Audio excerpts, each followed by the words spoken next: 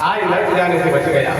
तो भगवान का नाम लिया अजामिल ने और भव सागर से तर गया, नरक जाने से बच गया। तो भगवान का नाम कैसा है कि पाप समूह तूल कर राशि और राम नाम धनंजय कर काशी। भगवान का एक नाम ही जीवन के सारे पाप खत्म कर देता है। अंतिम श्वास में अगर आ जाए, अंतिम समय भगवान का नाम आ जाए, सारे जीवन के पाप भस्म हो जाते हैं। श्री सुखदेव जी कहते राजन आज अजामिल नरक जाने से बच जाता है। आगे चल करके आज श्री सुखदेव जी कहते राजन जो द्वितीय महारानी है उन्होंने अपने पुत्रों के लिए स्वर्ग का राज्य मांगा है और प्रयोग किया है। 1 वर्ष का व्रत किया, इंद्र ने सेवा की थी और वो व्रत अधूरा रह गया।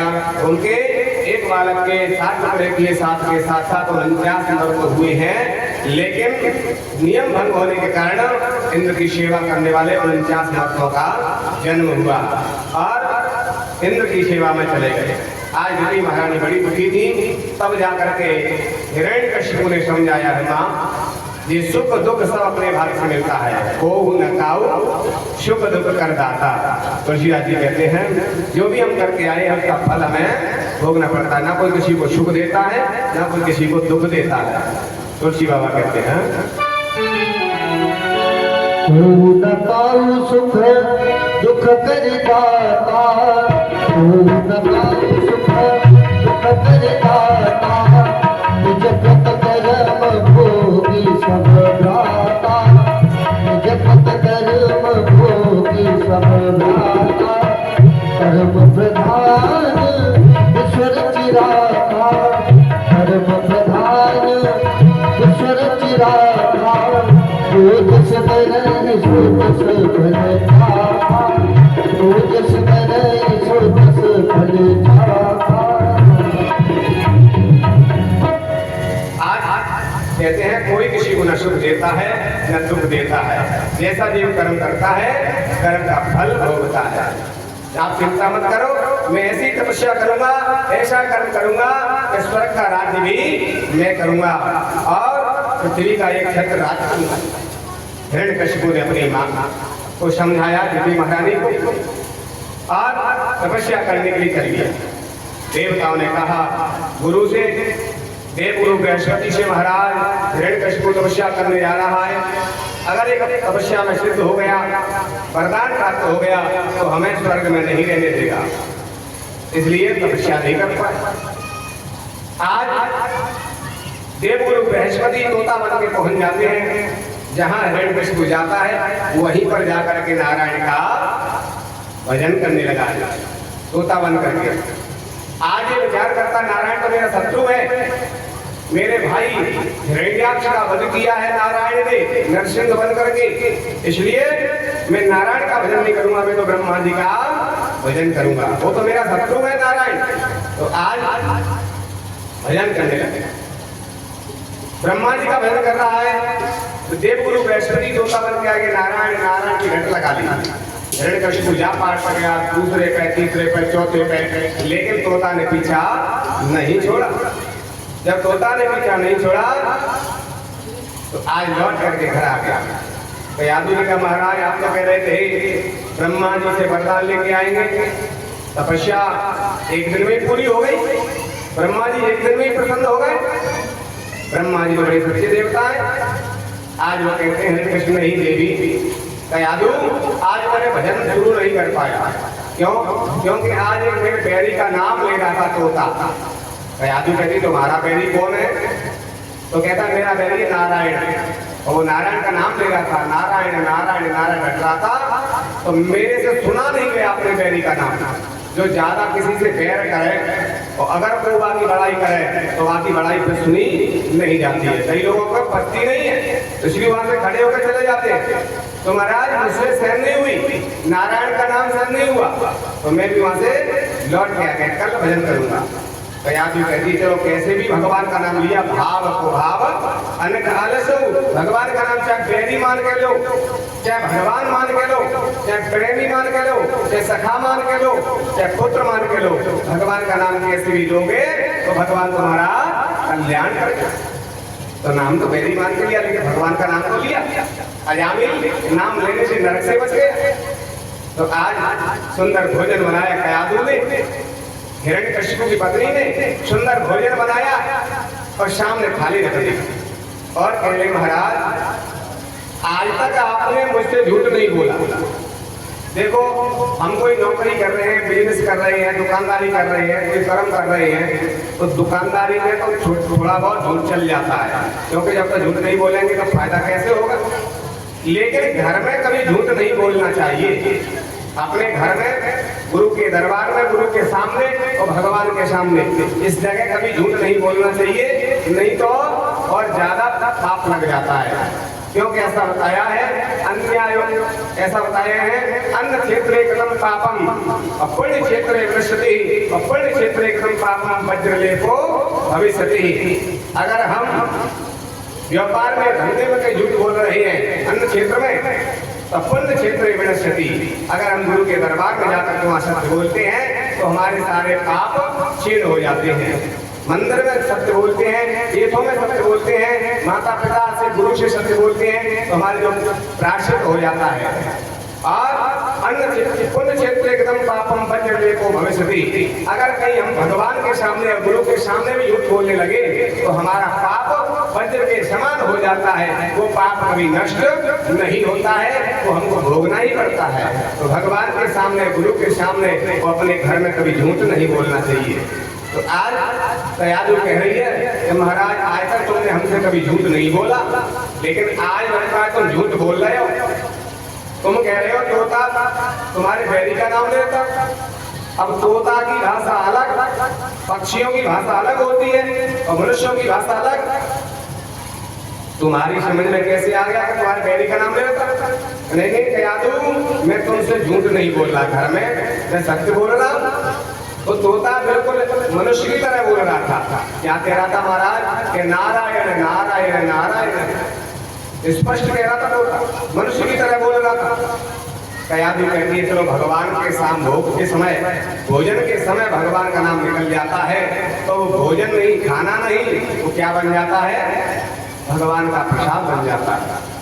तो मैं निवेदित भोजन कराई और प्रभु प्रसाद पटभूषण कराई। तुलसी बाबा कहते हैं भगवान का नाम लेकर के जो भोग लगाते हैं, भगवान का नाम लेकर के प्रसादी को भोग लगा के पाते हैं, तो वो खाना नहीं, वो भोजन नहीं, वो भगवान का प्रसाद बन जाता है। तो आज भगवान का नाम कयादू ने भोजन के समय हिरण्यकशिपु से लिखवा दिया और उसके बाद भोजन पाया। और भोजन पाने के बाद में शयन करने के लिए हिरण्यकशिपु गए तो कयादू चरण दबाने पहुंच रही, पति के चरण दबा रही है शयन के समय, सोने के समय, और कह रही है महाराज आज तक तुमने झूठ ना बोली, लेकिन वो ऐसा लग रहा है तुम मजाक कर रहे हो, क्योंकि मजाक में झूठ बोल रहे तो पाप ना लगेगा।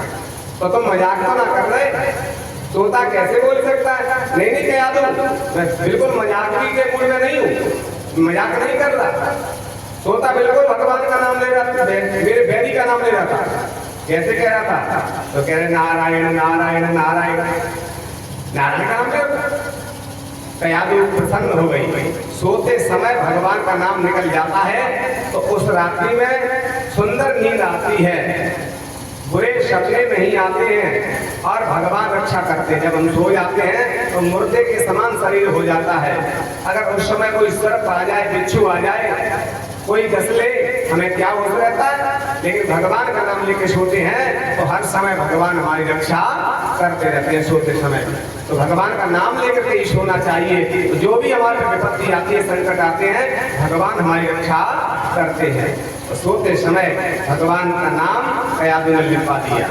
तो 108 बेर जब से आए थे लौट कर भोजन कराया, शयन किया, तब तक 108 बेर नाम मुंह से लिखवा दिया।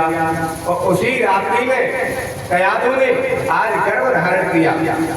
ऐसा बताया है कि जाके जैसे माई बाप तैसे ताके लड़का, जैसे जाके नदी नवारे तैसे ताके भरखा, ये कहावत है। लेकिन कभी कभी ये कहावत भी गलत सिद्ध हो जाती है। कैसे सिद्ध गलत सिद्ध हो जाती है कि हिरण्यकशिपु राक्षस है और हिरण्यकशिपु की पत्नी कयादू राक्षस है, लेकिन राक्षस होते हुए भी माँ के संस्कार अगर श्रेष्ठ हैं, माँ चाहे तो अपने बच्चे को भगवान का भक्त बना सकती है और माँ चाहे तो अपने बच्चे को डाकू और चोर बना सकती है, क्योंकि संस्कार गर्भ से आते हैं। माँ चाहे तो भक्त बना सकती है, सूरवीर बना सकती है, क्योंकि गर्भ में 9 महीने धारण करती है। और जो संस्कार गर्भ में पड़ते हैं वो जीवन भर बच्चे के जीवन में रहते हैं। तो ऐसा बताया है कि बोयो पेड़ बबूल रखो तो आम कहाँ से हो। कई लोग कहते हैं खूब भगवान का नाम लेते हैं, खूब पूजा करते हैं, लेकिन हमारी संतान ऐसी कैसे निकल गई, तो उसमें भगवान को दोष देते हैं, जबकि भगवान का दोष नहीं है। क्योंकि जब गर्भ धारण हुआ था, जब बालक गर्भ में आया, तुम्हारे आचार विचार कैसे थे, संस्कार तुम्हारे अंदर कैसे थे, तुमने क्या आचरण किए थे, वही बच्चे में संस्कार पड़ जाते हैं। इसका प्रमाण कयादु है। कयादु ने भगवान का 108 वेद नारायण का नाम लेने के बाद गर्भ धारण किया। तो जब बीज जब चलता है, गर्भाधान संस्कार होता है, उस समय भगवान का चिंतन करते हुए गर्भ धारण होगा, तो निश्चित भगवान का भक्त ही गर्भ में आएगा। और कहीं टीवी देख रहे भाई, नाटक देख रहे हैं तो गर्भ धारण हो रहे हैं, तो फिर कहोगे भगवान के भक्त आ जाए, कहाँ से आएंगे? फिर तो भाई आवेंगे नचे विवाहे कूदे वाए, क्योंकि पिक्चर देख रहे हैं, नाटक देख रहे हैं, तो ऐसी तो संतान होगी। फिर कहेंगे ये पूजा नहीं करती, भजन नहीं करती, मंत्र नहीं आते, कहाँ से जाएंगे? संस्कार गर्भ से पड़ते हैं। कयादु ने भगवान का नाम लेकर के गर्भ धारण किया, तो आज भगवान का भक्त गर्भ में आ गए और हिरण्यकशिपु भगवान का भजन करने चले गए। कठोर तप किया है। कैसा तप किया? तो कहते हैं ऊर्ध्वबाहो नभो दृष्टि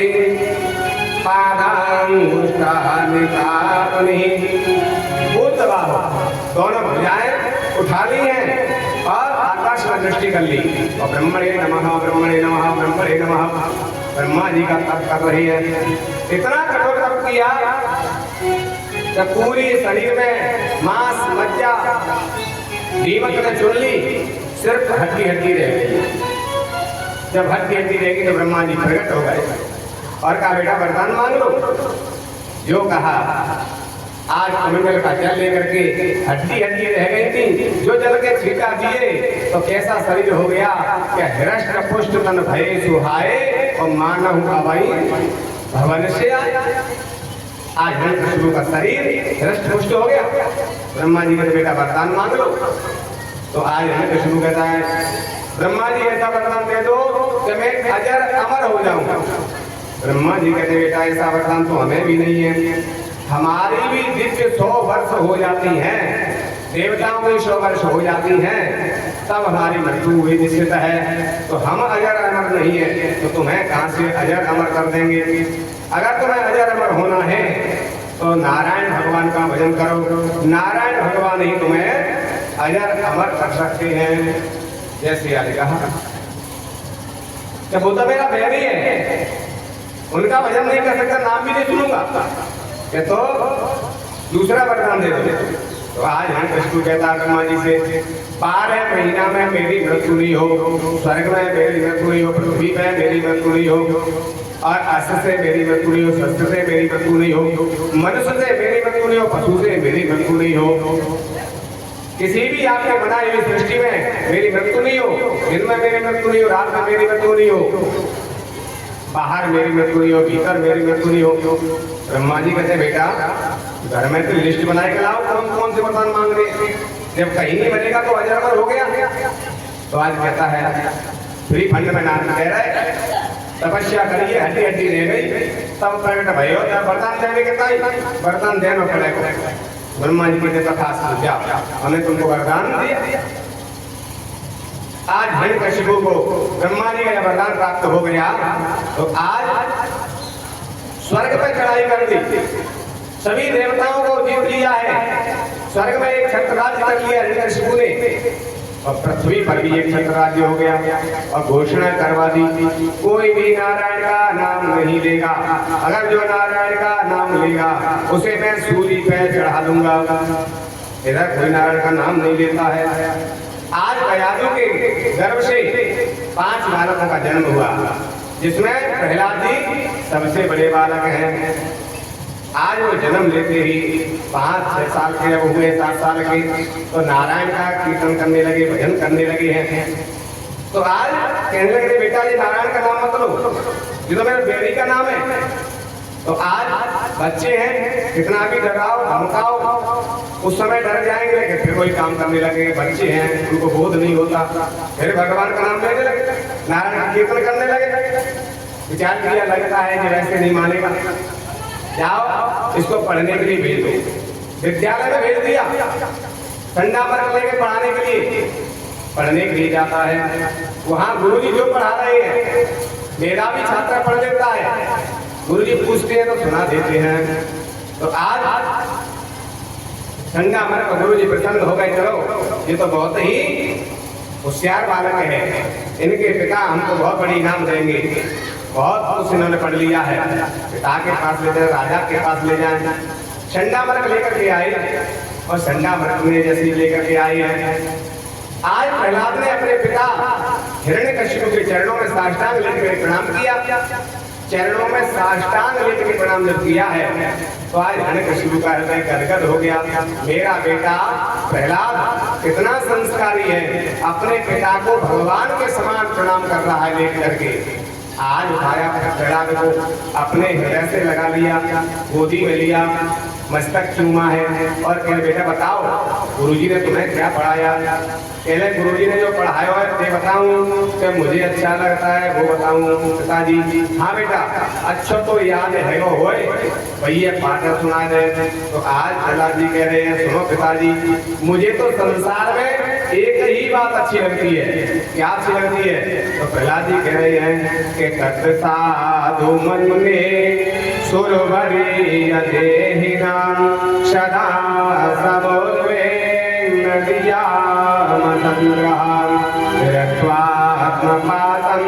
ग्रहमंद धूपम वनम गतोया धर्माश्रयतः।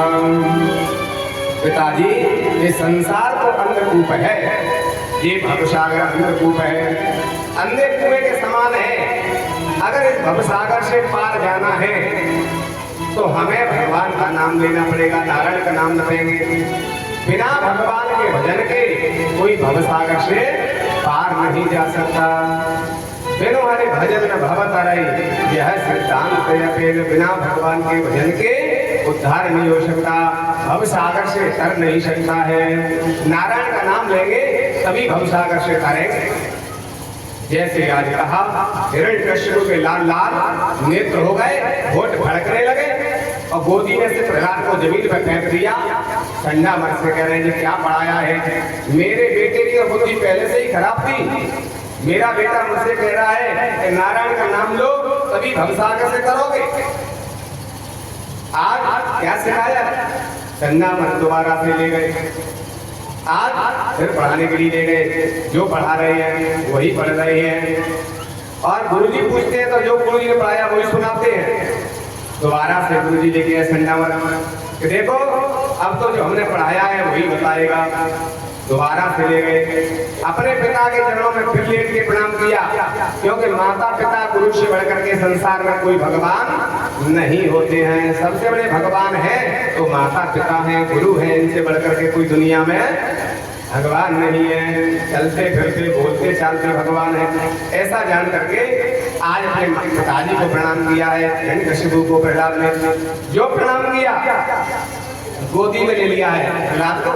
बताओ प्रहलाद तुम्हें क्या पढ़ाया गुरुजी ने? पिताजी पहले तो एक बात पढ़ाई, अब की 9 बातें सीख के आया हूँ। क्या 9 बातें? तो आज कह रही है कि श्रवणम कीर्तनम पेशो स्मरणम पाद सेवनम अर्चनम वंदनम दास्य शक्त्यात्म निवेदनम। आज वो कह रही है कि भगवान की नवदा भक्ति के द्वारा जब तक भगवान का चिंतन नहीं करेंगे, बिना भक्ति के भवसागर से तरने वाले नहीं है। अगर नवदा भक्ति न आए तो नवमो एक उजरते होई, एक भी भक्ति जीवन में आ जाए तो भवसागर से तर जाते हैं। बिना भक्ति के जीव का उद्धार होने वाला नहीं है। जब इस प्रकार से नवदा भक्ति का वर्णन किया कि पहले भगवान की कथा सुने। भागवत में श्रवण से नवदा भक्ति प्रारंभ है, और रामचरितमानस में संतों की सेवा से है। प्रथम भगत संतन कर संगा। और यहाँ भागवत में भगवान की कथा से है। श्रवणम कीर्तनम विष्णु स्मरणम पादसेवनम। पहले भगवान की कथा सुने, उस कथा सुनने के बाद में कीर्तन में ताली बजा के कीर्तन करें, विष्णु भगवान का स्मरण करें, पाद सेवन करें, चरणों की सेवा करें, अर्चन बंधन है, दास बन जाए और सखा बन जाए, समर्पण भाव आ जाता है, तब भगवान जीव का उद्धार करते हैं। जैसे ही समर्पण भाव बतलाया नवदा भक्ति के द्वारा, आज हिरण्यकशिपु के लाल लाल नेत्र हो गए, होठ भड़कने लगे और विचार कर रही हैं। गुरु जी से कह रहे क्या पढ़ाया तुमने?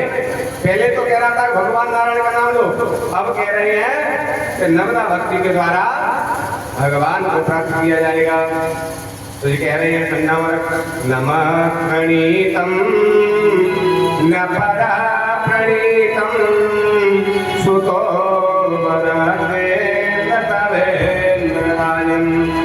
आज वो कह रही है